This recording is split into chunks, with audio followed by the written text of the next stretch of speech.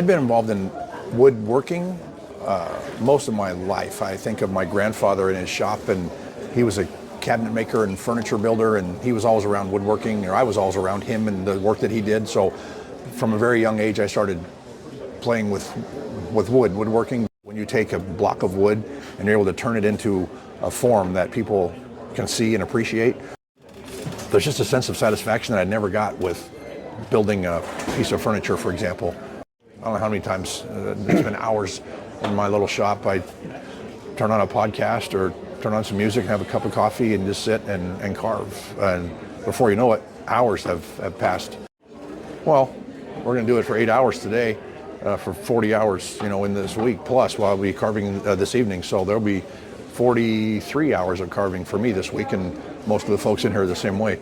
Home during the day, it's not uncommon to go 6, 7, 8 hours carving. So.